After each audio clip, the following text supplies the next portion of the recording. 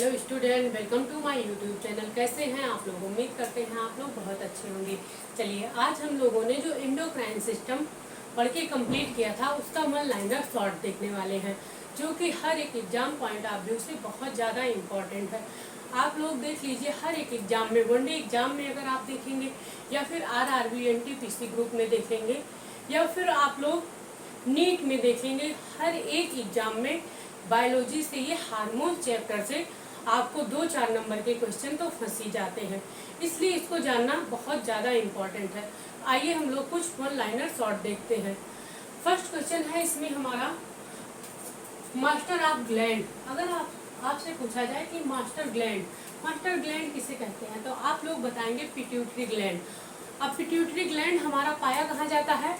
ये pituitary gland जो होता है ये ब्रेन में पाया जाता है। ये कहाँ पे पाया जाता है? ब्रेन में स्थित होता है, जो कि हमारे फोर ब्रेन में स्थित होता है। कहाँ पे पाया जाता है? फोर ब्रेन में इसका लोकेशन होता है। और ये क्या होता है? ये पी शेप्ड होता है, यानी मटर के दाने के समान होता है। इसका जो आकार होता है पिट्यूटरी ग्लैंड का, वो मटर के दाने के आकार का होता है। फिर आप लोगों से पूछा जाए, अब इसके बाद आता है कि हमारा मास्टर ग्लैंड कौन सा है, या फिर हम लोग कहेंगे super master gland. Super master gland किसको कहा जाता है? या आप लोगों से पूछा जाए कि मास्टर ग्लैंड, भाई पिट्यूटरी ग्लैंड 7 ग्लैंड को कंट्रोल करता है। पिट्यूटरी ग्लैंड हमारे सारे ग्लैंड को क्या करता है? कंट्रोल करता है। बट पिट्यूटरी ग्लैंड को भी तो कोई कंट्रोल करने वाला होगा, तो वो क्या होता है? वो हमारा होता है हाइपोथैलेमस। क्या होगा? हाइपोथैलेमस। ये भी हमारे ब्रेन का एक पार्ट है। ये भी कहाँ पे पाया जाता है? ये भी फोर ब्रेन में स्थित होता है। ठीक, उसके बाद इसी हाइपोथैलेमस को हम लोग कहते हैं थर्मोस्टेट ऑफ ह्यूमन बॉडी। अगर हमारे बॉडी का जो थर्मोस्टेट होता है उसको पूछा जाए कि हमारे बॉडी के टेम्परेचर को कंट्रोल कौन करता है, तो वो भी ये कौन करता है? हाइपोथैलेमस करता है। ठीक, फिर उसके बाद हमारा आता है, अब चूंकि हम लोग एंडोक्राइन सिस्टम के बारे में पढ़ रहे हैं, तो एंडोक्राइन सिस्टम में यानी अंतःस्रावी तंत्र में क्या होता है? सारे अंतःस्रावी ग्लैंड आते हैं। जिस ग्लैंड के बारे में हम लोगों को पढ़ना है, उसमें हमारा आता है, आप लोगों से अगर पूछा जाए कि लार्जेस्ट एंडोक्राइन ग्लैंड कौन सा होता है, सबसे बड़ी अंतःस्रावी ग्रंथि कौन सी होती है, तो आप लोग क्या बताएंगे? Thyroid gland. कौन सी ग्लैंड? थायराइड ग्लैंड होती है। अब ये थायराइड ग्लैंड का लोकेशन अगर आप लोगों से पूछा जाए कि ये थायराइड ग्लैंड का लोकेशन कहाँ होता है, तो ये हमारे यहाँ पे पाई जाती है। थायराइड ग्लैंड कहाँ पे? थ्रोट पे पाई जाती है, यानी गले पे थायराइड ग्लैंड पाई जाती है। और ये थायराइड ग्लैंड जो होती है, इसको हम लोग एच शेप या बटरफ्लाई शेप भी कहते हैं। ये किस शेप की होती है? ये बटरफ्लाई शेप की होती है। किस शेप की? बटरफ्लाई शेप, यानी कि तितली के आकार की होती है। ठीक, इसका लोकेशन कुछ इस तरह बना होता है। इसका लोकेशन जो होता है कुछ इस तरह बना होता है, बटरफ्लाई के आकार का, या फिर इसी को हम लोग एच शेप भी कहते हैं। कैसे बना होता है? ये कुछ इस आकार का बना होता है। ठीक, इसलिए इसको एच शेप ग्लैंड भी कहते हैं। फिर आइए हमारा, फिर अगर आप लोगों से पूछा जाए स्मॉलेस्ट एंडोक्राइन ग्लैंड, तो आप लोग बताएंगे कि जो स्मॉलेस्ट एंडोक्राइन ग्लैंड होता है वो हमारा पीनियल ग्लैंड होता है। कौन सा ग्लैंड? पीनियल बॉडी का ग्लैंड। ठीक, अब ये जो पीनियल ग्लैंड होता है कहीं कहीं आप लोगों को दिया रहेगा। फिर उसके बाद सेकेंड लार्जेस्ट ग्लैंड पूछा जाता है, सेकेंड लार्जेस्ट एंडोक्राइन ग्लैंड, तो आप लोग बताएंगे कि पिट्यूटरी ग्लैंड। अब सुनिए, pituitary gland second smallest gland है, और सेकेंड एंडोक्राइन स्मॉलेस्ट ग्लैंड जो हमारा है वो है पीनियल बॉडी ग्लैंड। अब एग्जाम में अगर आप लोगों से पूछ लिया जाए कि smallest gland of human body की सबसे छोटी ग्रंथि कौन सी होती है, तो कहीं कहीं पे आपको पीनियल बॉडी ग्लैंड दिया रहेगा, या फिर पीनियल बॉडी ग्लैंड की जगह ना देके पिट्यूटरी ग्लैंड अगर दिया रहेगा, तो वो ऑप्शन भी आप लोग लगा सकते हैं, वो सही हो सकता है। ठीक, बट जब पीनियल बॉडी ग्लैंड नहीं होगा तब आप पिट्यूटरी का ऑप्शन लगाएंगे, क्योंकि ये सेकेंड स्मॉलेस्ट एंडोक्राइन ग्लैंड है। ओके, फिर आइए आगे बढ़ते हैं हम लोग। फिर अगर आप लोगों से पूछा जाए कि मिक्स्ड एंडोक्राइन ग्लैंड या फिर या फिर इसको हम लोग क्या बोल सकते हैं, सेकेंड लार्जेस्ट ग्लैंड। यह मिक्स्ड एंडोक्राइन ग्लैंड भी है और सेकेंड लार्जेस्ट ग्लैंड भी है। तो आप लोग आंसर में लगाएंगे पैनक्रियाज। ठीक, पैनक्रियाज जो हमारा होता है वो सेकेंड लार्जेस्ट ग्लैंड भी होता है और इंडोक्राइन ग्लैंड भी होता है। ठीक, उसके बाद हमारा आता है, अब आप लोगों से अगर लार्जेस्ट ग्लैंड पूछा जाए, सिर्फ ग्लैंड पूछा जाता है, इंडोक्राइन ग्लैंड ना होकर सिर्फ लार्जेस्ट ग्लैंड पूछा जाएगा, तो आप लोग वहाँ पे क्या ऑप्शन लगाएंगे, आप लोग बताएंगे कि लीवर होता है। ठीक, लीवर यानी जिसको हम लोग यकृत बोलते हैं। फिर आइए, फिर लास्ट में जो हमारा है ये इम्पोर्टेंट है, इसलिए इसको हमने लास्ट में लिखा, क्योंकि ये थोड़ा बड़ा है, आप लोगों को समझाना पड़ेगा। वो कैसे, क्योंकि ये इसको हम लोग, अगर आप लोगों से पूछा जाए कि इमरजेंसी ग्लैंड या F3F हार्मोन या 4S हार्मोन किसे कहते हैं, या फिर डू और डाई हार्मोन किसे कहते हैं, तो आप लोग क्या बताएंगे, एड्रिनल ग्लैंड को। अब ये एड्रिनल ग्लैंड जो होता है, एड्रिनल का मतलब क्या होता है, एड्रिनल किससे संबंधित है, किडनी से। जहाँ भी एड्रिनल या रीनल शब्द आए वहाँ पे क्या होता है कि किडनी के बारे में बात हो रही है। तो यहाँ ये कहाँ पे होता है, इसका लोकेशन कहाँ पे होता है, ये किडनी के, ये एड्रिनल ग्लैंड जो होता है किडनी के जस्ट ऊपर होता है। जो हमारी बीन शेप्ड किडनी होती है कहाँ होता है, उसके ऊपर होता है। अब हम आप लोगों को थोड़ा सा इसको समझा रहे हैं। ठीक, अब ये कहाँ पे होती है, इसके किडनी के जस्ट ऊपर होती है। ठीक, किडनी के जस्ट ऊपर होगी। वो कैसे होगी, ये मान लीजिए कि हमारी किडनी है। ठीक, यहाँ पे क्या होता है, यहाँ पे ग्लैंड होता है। कौन सा gland, endocrine gland, adrenal gland. ठीक, इंडोक्राइन ग्लैंड में क्या होता है, एड्रिनल ग्लैंड जो होता है वो यहाँ पे होता है, ये 2 पार्ट में होता है।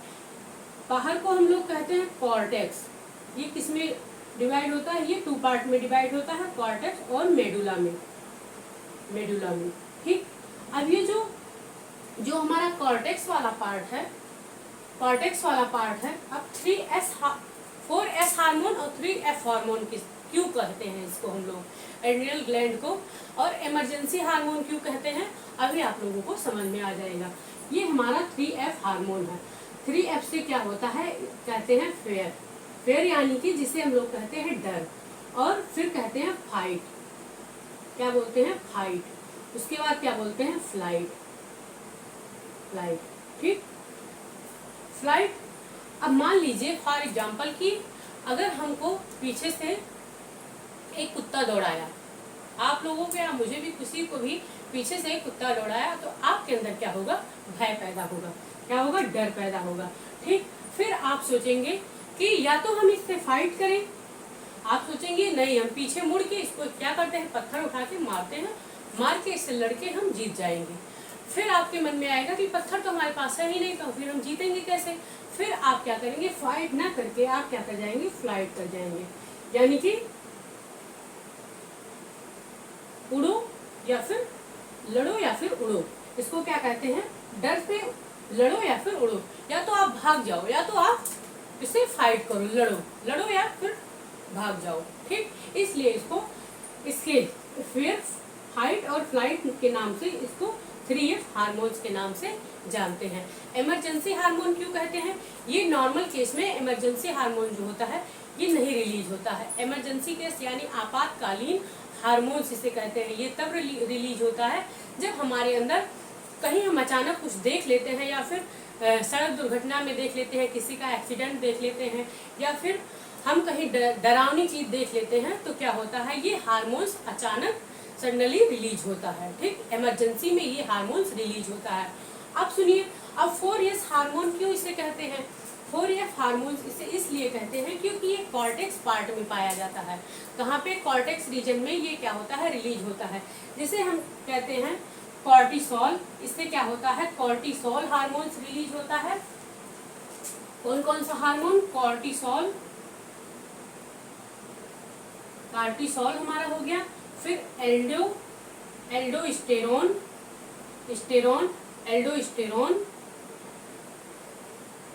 और एक क्या होता है, एंड्रोजन होता है। कौन सा हार्मोन होता है, एंड्रोजन। ठीक, अब ये जो कॉर्टिसोल हार्मोन होता है, हार्मोन आप लोग समझ लीजिएगा। जो ये कॉर्टिसोल हार्मोन होता है, ये क्या करता है, ये हार्मोन हमारा क्या करता है, सबसे पहले तो ये क्या करता है, सबसे पहले ये शुगर को रेगुलेट करता है। क्या करता है, शुगर को रेगुलेट करता है। हमारी बॉडी में जो सेल्स और टिश्यू हैं उनको क्या करता है, ये हमारे बॉडी में सेल्स और टिश्यू को यानी कोशिका और ऊतक को क्या करता है, मेंटेन करने का, रेगुलेट करने का काम करता है। ठीक, तो पहले तो हो गया ये शुगर।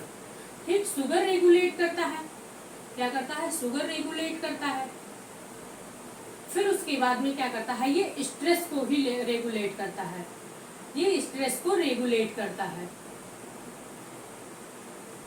ये क्या करता है, स्ट्रेस को रेगुलेट करता है। यानी कि स्ट्रेस को क्या, कि आप जब स्ट्रेस में हैं, आप किसी चिंता में हैं, स्ट्रेस है आपके दिमाग पे, तो ये क्या करता है, तब ये हार्मोन्स रिलीज होता है। ठीक, तो उसको क्या करता है, रेगुलेट करता है। अब मान लीजिए कि आप एग्जाम दिए, एग्जाम में आप फेल हो गए। अब आप फेल हैं तो आपको स्ट्रेस है, पापा बोल रहे हैं, मम्मी बोल रही हैं, सब लोग ताना बोल रहे हैं, आप सब सुन रहे हैं, आपको स्ट्रेस है कि हम इतना पढ़ाई किए उसके बाद फेल हो गए। फिर आप सडनली आपका एक फ्रेंड मिला, अब वो बोला कि क्या टेंशन है, आप बोले मैं एग्जाम में फेल हो गया, वो बोला मैं भी फेल हो गया, आप खुशी से खुशी हो गए, हंसने लगे। तो ये क्या हुआ, ये स्ट्रेस हार्मोन्स जो है ये क्या करता है, ये कंट्रोल करता है, रेगुलेट करता है। जब आप स्ट्रेस में होते हैं तो ये रेगुलेट करता है।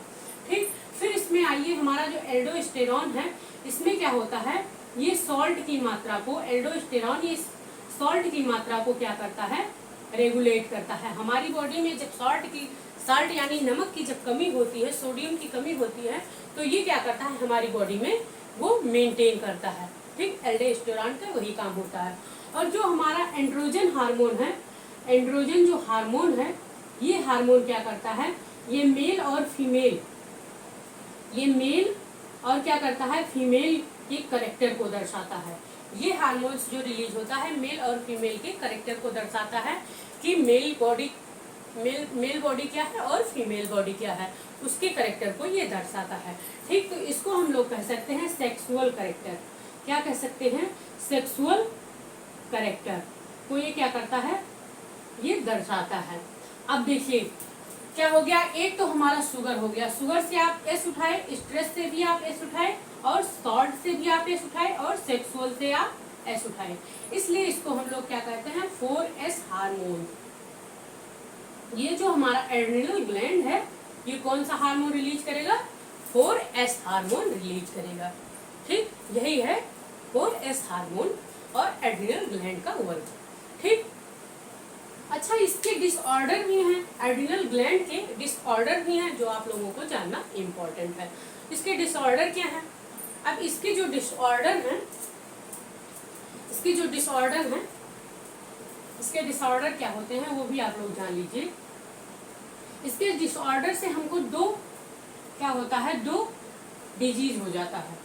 इसके डिसऑर्डर से, इसके विकार से, अगर एड्रिनल ग्लैंड में हार्मोन्स कम रिलीज हुआ तो कौन कौन से विकार आते हैं, उससे क्या क्या आएगा विकार। सबसे पहले तो उससे आता है एक एड्रिनल ग्लैंड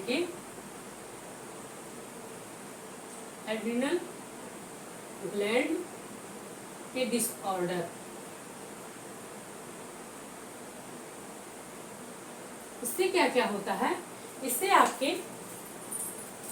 तो एक डिजीज हो जाती, एक डिजीज होता है जिसको हम लोग कहते हैं एडिसन डिजीज।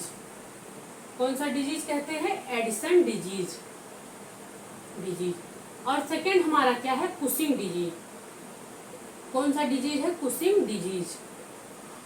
अब ये जो डिजीज है कुशिंग डिजीज और एडिसन डिजीज, इससे क्या होता है, इससे आपके बॉडी में क्या होता है, जो शुगर की मात्रा है वो क्या होती है, जो सोडियम की मात्रा है वो क्या होती है, वो हमारी बॉडी में ज्यादा हो जाती है और शुगर की मात्रा कम होने लगती है। इससे हमारी बॉडी में शुगर की मात्रा क्या होती है, कम होने लगती है।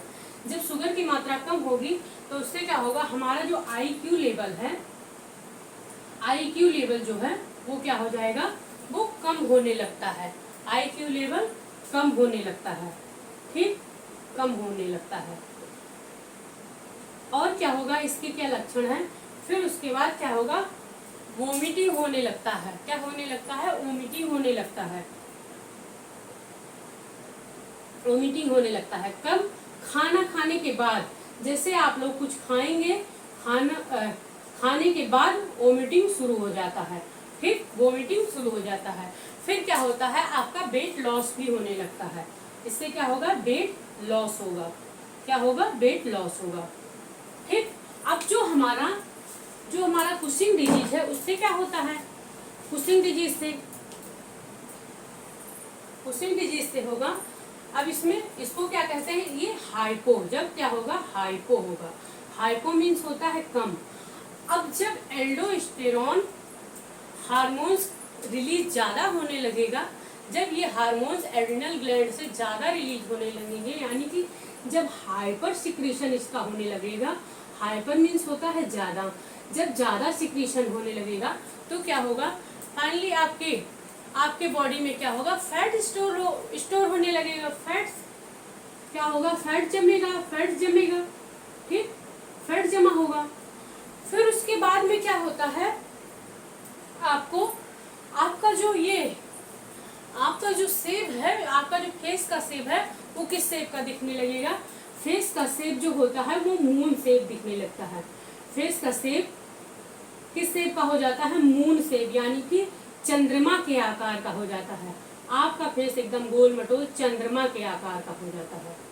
ठीक, इसलिए ज्यादा भी नहीं रिलीज होना चाहिए और कम भी नहीं रिलीज होना चाहिए, बराबर रिलीज होना चाहिए। ठीक, अब आता है हमारा एक इम्पॉर्टेंट क्वेश्चन और है। अगर आप लोगों से पूछा जाए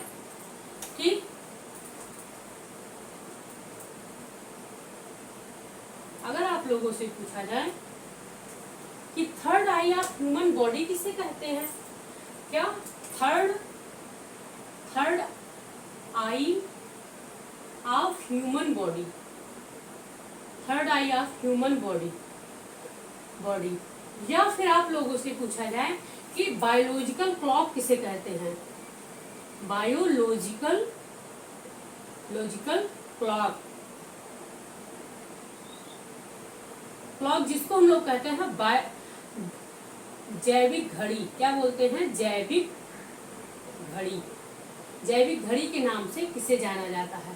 तो आप लोग किसे बताएंगे, ये भी हमारा कौन सा ग्लैंड होता है, ये भी हमारा पीनियल ग्लैंड होता है। कौन सा ग्लैंड होता है, पीनियल ग्लैंड होता है। ठीक, पीनियल ग्लैंड ये भी क्या है, हमारे ब्रेन का फोर ब्रेन का एक पार्ट है। पीनियल ग्लैंड फोर ब्रेन में पाया जाता है, हाइपोथैलेमस, पिट्यूटरी और पीनियल, ये तीनों ग्लैंड जो होते हैं ये हमारे ब्रेन में, वो भी फोर ब्रेन में पाए जाते हैं। ठीक, अब ये पीनियल ग्लैंड का क्या, जैविक घड़ी, बायोलॉजिकल क्लॉक इसे क्यों कहते हैं, क्योंकि ये एक हार्मोन्स रिलीज करता है, जो हार्मोन्स होता है मेलाटोनिन हार्मोन्स। कौन सा हार्मोन्स होता है, मेलाटोनिन हार्मोन। अब ये जो मेलाटोनिन हार्मोन्स होता है, ये हार्मोन्स क्या होता है, इसे हम लोग सोने जागने वाला हार्मोन्स बोलते हैं। क्या बोलते हैं, सोने जागने वाला हार्मोन्स। ये रात में ये क्या होता है, डार्क लाइट में, यानी कि सनलाइट में ये रिलीज नहीं होता है ये हार्मोन, ये डार्क लाइट में हार्मोन्स रिलीज होता है। इसे नाइट हार्मोन्स के नाम से भी जानते हैं। इस हार्मोन को हम लोग नाइट हार्मोन के नाम से भी जानते हैं, नाइट हार्मोन। ठीक, क्योंकि ये हार्मोन जो है ये रात में रिलीज होता है। रात में 10 बजे के बाद ये हार्मोन रिलीज होने लगता है और सुबह सनलाइट में ये हार्मोन्स अपने आप गायब हो जाता है। जब इस हार्मोन के एक मेलानिन पिगमेंट पाया जाता है, जिससे क्या होता है, बॉडी का या स्किन का जो होता है कलर होता है वो डार्क, और क्या होता है, डार्क भी हो जाता है। अगर ज्यादा मेलानिन पाया गया तो उसमें क्या होगा, बॉडी का जो कलर होगा वो डार्क हो जाएगा। ठीक, यानी कि वो बहुत ज्यादा काले दिखने लगेंगे। और अगर इसमें मेलानिन कम पाया जाएगा तो क्या होगा, बॉडी का वो इंसान क्या होगा, गोरा होगा। ठीक, इसलिए इसे क्या नाइट हार्मोन भी बोलते हैं और सोने जागने वाला हार्मोन भी कहते हैं। ठीक, उम्मीद करते हैं इतना आप लोगों को आया होगा समझ में। अब अगर आप लोगों से एक क्वेश्चन और पूछा जाए कि कौन सा ऐसा हार्मोन है, कौन सा ऐसा ग्लैंड है जो बुढ़ापे तक गायब हो जाता है। जैसे जैसे हमारी एज ढलती है वो हार्मोन, वो ग्लैंड गायब हो जाता है। तो बुढ़ापे में जो गायब होने वाला, बुढ़ापे में गायब होने वाला ग्लैंड, गायब होने वाला ग्लैंड क्या है, होने वाला ग्लैंड वो है हमारा थाइमस ग्लैंड। क्या है? Thymus gland. ठीक, पहली चीज तो ये कि ये 1 से 5 साल तक तो ये ग्लैंड बनता नहीं है, ये हमारे चेस्ट कैविटी में पाई जाती है, ये हमारे चेस्ट कैविटी में पाई जाती है, यानी कि नियर बाय हार्ट, ये हार्ट के पास चेस्ट कैविटी में पाई जाती है थाइमस ग्लैंड जो होती है।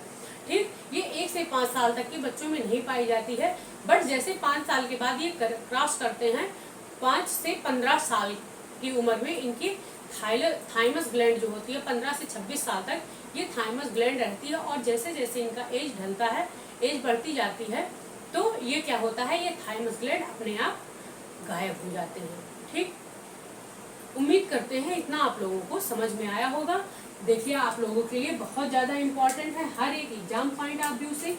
देखिए आपके RRB NTPC ग्रुप डी में भी पूछा गया है, नीट में भी, और SSC CGL में, BPSC में, हर एक एग्जाम में हार्मोन्स चैप्टर से आपको क्वेश्चन पूछा जाता है।